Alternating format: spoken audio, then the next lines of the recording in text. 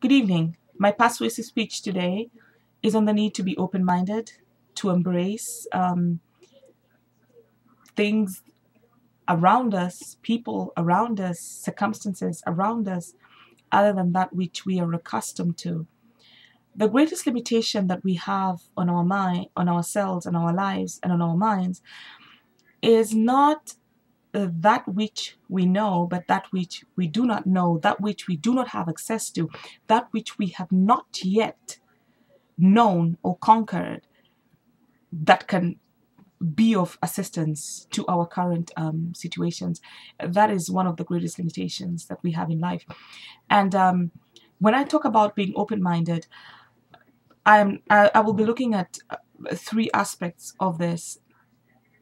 People, and with people comes culture, and with culture comes behavior, with culture comes tradition, with culture comes food, with culture comes a lot of things. And if we are able to embrace people outside of our sphere of comfort, and when I say a sphere of comfort means if I grew up in downtown Ohio, then I'm not just going to embrace people who grew up in downtown Ohio, but I am going to be able to say, you know what, you may have grown up in West Virginia and you may have grown up in South Carolina. These are different cultures fusing in together. I am willing to embrace you. You're willing to embrace me. I don't particularly have to like or understand everything that you do, but I will respect it and I will be open to learn. The other thing I learned is when I did not open my mind to understand why people did what they did, why they ate the way they ate, why they celebrated what they celebrated, then I closed myself. I closed myself to getting a deeper understanding of that person.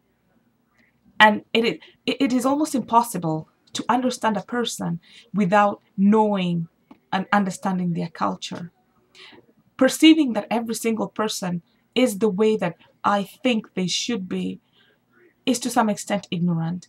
And one of the things that I have learned is there are no two people who are alike, but there's one thing that binds them together, and that is culture. If I can understand this culture, then I can interpret a person's behavior and I can interpret what it is that is important to them. I can interpret why it is that all the buildings are in a, in a systematic way or in this type of design. I will then come to understand why they do what they do and what makes them do what they do. And I have really learned a lot in the past couple of years by just being open-minded and embracing people from all walks of life, religions, and just typically cultures as well, because religion and cultures are so intertwined that unless you can understand one, you can't really claim to understand the other.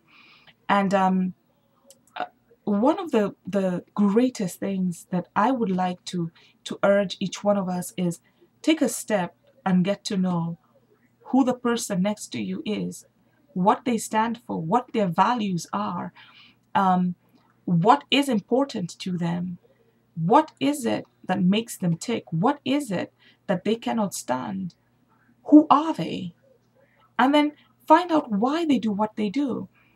I realized that every time I went out of my way to speak to my friends and ask them, tell me about yourself, tell me about how you got your name, tell me about the festivals that are in your country, tell me about the different things that you celebrate as a culture, explain this to me. When they invite me to their houses and they say it's a religious occasion, or it's a just different festivities, and they do something outside the norm, I want to understand why. I want to know why. I want to understand why. Because if I can understand their culture, if I can understand the core of the core of why they do what they do, then I will have gone a step further in getting a deeper knowledge and understanding of the person. And many times I think we many times as human beings, there is strife amongst us because we do not understand each other. We do not understand what we stand for. We do not understand who the person next to us is.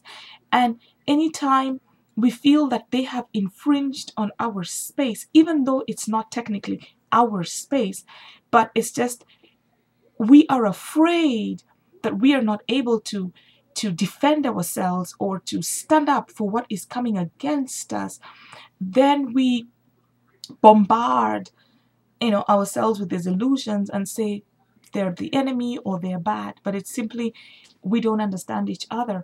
And one of the things I got to learn about culture was different people relate differently to people.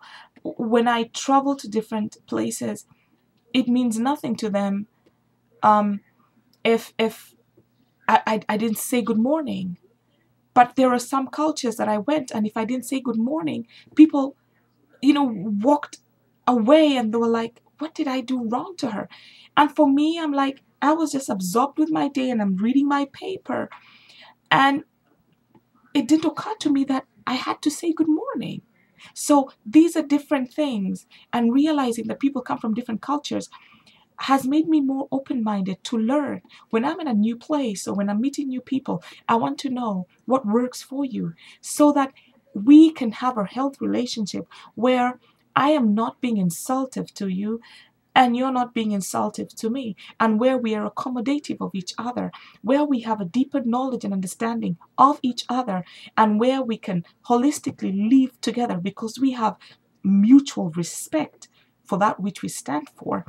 And not just that which we stand for, but then we will understand and know that the differences that exist between us is so dynamic, yet so culturally rich and unique and common amongst all of us. And that is what makes us a people. Because if we were all the same, then there would be nothing to look forward to. Because I would know that every morning this is what would happen. I would know that in the evenings this is what would happen. I would know that during birthdays this is what would happen. And I would know that during Christmas or Hanukkah or whatever it is that we celebrate, it would all be the same. During Eid, we would all do the same thing. But when we are different, we learn to embrace each other and we learn to fuse our cultures together with understanding, because culture is learned by virtue of I was born here, I was raised here, I am married here. Different things, you know, um, culminate into cultures. And so we can't simply say that because you don't do what I do, then it's not important. No. The other thing that I've learned to really come to appreciate after people culture is food. Now, I am a work in progress when it comes to this. I am a work in progress. I have failed this test many times, but I keep taking it again and again. And I will keep taking it and keep taking it. I like I said earlier on, I am inclined to what I know. I am inclined to what I grew up eating. I'm inclined to something. And when it's done a little differently, I'm a little skeptical. I'm like, are you sure it's okay? Now, I remember visiting a country, and I love soup. And I love soup with all my heart. And I walked in. I remember going to the buffet table and opening the soup bowl and getting ready to put my ladle in the soup, and I closed it so fast and went and sat at the table. And I remember my colleagues asking me, I said, what is going on? I thought you were starving. I said, go look at that, you know, bowl. And when they look at it, they said, oh my goodness, there were little rat heads. And I thought, it doesn't get any worse. And when the dinner was brought to the table, I loved the chicken. I mean, I was like, this chicken is awesome. It's wonderful. I mean, it's so soft and tender, but the chicken wings, they're smaller. And one of the people looked at me and said, that's not chicken wings you're eating. That's frogs. And I remember rushing to the bathroom. But I had enjoyed it until they told me what I was eating. And I remember I'd never eaten an octopus in my life, and I ate it at that restaurant.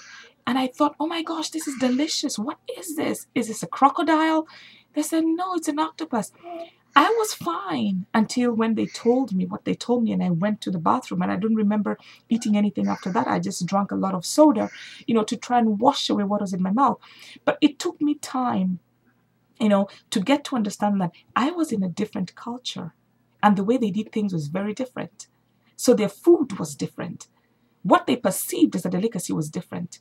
What I perceived as a delicacy is different. And that has taught me a great deal. And today, I ask each and every one of you, be open, open to learn, open to embrace, open enough to say, I would like to get to know who you are, and what you are about. And I hope that you will take the time to get to know me, who I am, and what I stand for.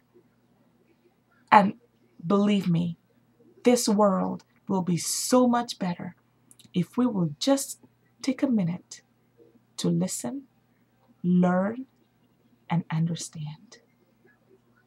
Have a wonderful end of the semester. And to all of those who are graduating, all the best in life. Good luck and goodbye.